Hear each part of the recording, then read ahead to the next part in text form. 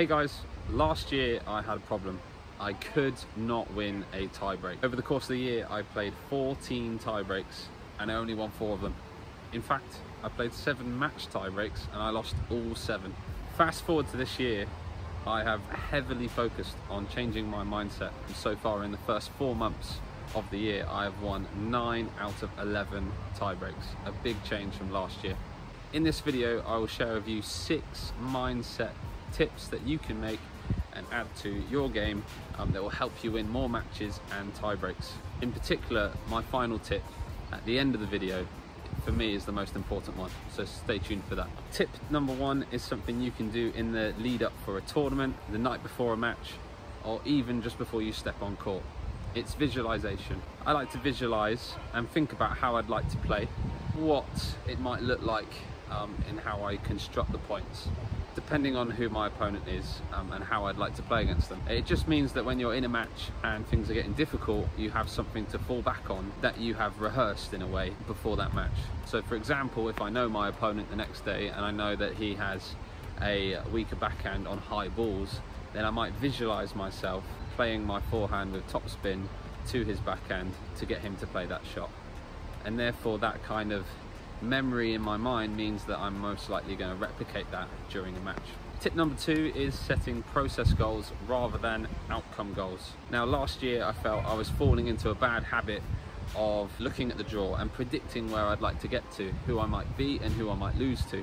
Now this meant that if a match wasn't going as expected and as planned, then I'd start to panic and I'd feel the pressure build. So instead of focusing on I want to make it to the semi-final or I want to make it to the final because you're the number 2 seed, instead you should be focusing on goals that gets you to focus on your game. So for example, it might be that you want to win 5 points from the net in a match, just so that you're being aggressive and you're finishing points off of the net and playing up the court a little bit more. Process goals will improve your performance and stop you thinking about the end goal. So tip number 3 is something I was taught by my coach when I was a junior, and it's stuck with me ever since, and that is to play the ball and not the opponent. I get into a habit of focusing on who I'm playing, the name, or maybe their ranking. I start to make up a storyline that I think is going to happen. So it might be that you're playing a friend that you've never lost to, or you're playing a top 5 county ranked player who you think you might lose to. It just adds pressure if you're focusing on who's down the other end. Instead, focus on what you can control and what you can do to the ball to have an impact on their game. Of course, understanding your opponent's weaknesses and their game can give you a little head start, but focusing on the ball and what you're trying to achieve can help you reduce pressure and improve your performance. Tip number 4 is to have a routine between points. This helps you to relax, reset, and focus on the next point. Now, of course, Rafa Nadal is really famous for his routines at the change of ends, having his bottles in the same place, sorting his hair before he plays the point. Now, while this may look over the top to some spectators, as a player, this is really good to help you focus and reset and approach every point in the same way. Tip number 5 is to focus on what you can control. Naturally, in matches, we're all going to get moments where things aren't going to plan or as expected. Now, it's really important in these moments that you focus on what you can do about it and what you can control, rather than things that are outside of your control, such as luck, spectators, or even the conditions. A really good example that happened to me last year, I was playing down in Truro, couldn't really see the ball down one end. Now, I was in control of the match, I was leading it nice and easily, won the first set really comfortably. However, I really got frustrated over not being able to see down one end and losing games, which I felt I should have won as a result. Now, as you could tell, I started to panic, I started to get frustrated. I really focused on the sun, which was out of my control. When actually, if I'd stayed calm and I focused on what could I do about it, I would have realized I had a pair of sunglasses in my car that would have solved the issue. However, I didn't, and in panic and in frustration, you don't think so clearly, and I kept going, and I actually ended up losing the match.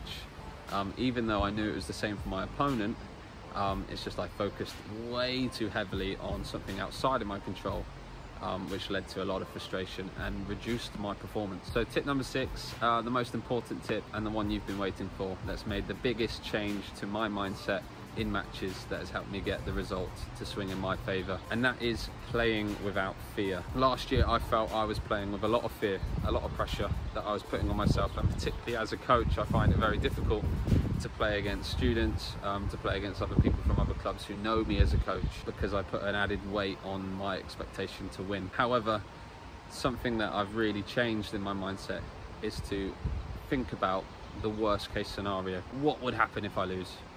Does it matter if I lose first round?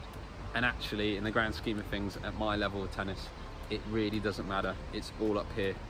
It's a lot worse in your head than it is in reality. No one's going to talk about it. And so what that does is it eradicates any fear of losing when I'm playing. I can back myself, I can have belief, I can go for my shots, because if I miss them, I don't care so much. A really good example of this is recently I played a semi-final against one of the top juniors in our club, and that could add pressure on myself. He was playing a blinder and got it to a tie-break, and he was 7-love up in the match tie-break. Now, usually I think last year I would have panicked and played safe, where instead I focused on what I could control, work hard, keep believing. I went to a place at 7-love down and thought, does it matter if I lose 10-love?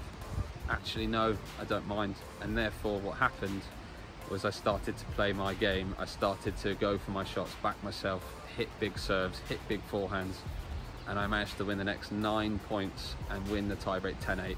The biggest comeback I've ever done in a tiebreak, and that's all down to a few of these mindset changes. So there you have it, guys. Those are the changes I've made in my mindset. You saw the stats earlier. It's made a big difference for my game to win more matches, to close out more tiebreaks. Let me know which tip you like the most. Let me know if there's any other mindset changes you've made in your game affected you in the comments below. Thank you for watching, guys. Thank you for staying through the video, and I hope these help you in your game to win more tiebreaks, and I'll see you in the next video.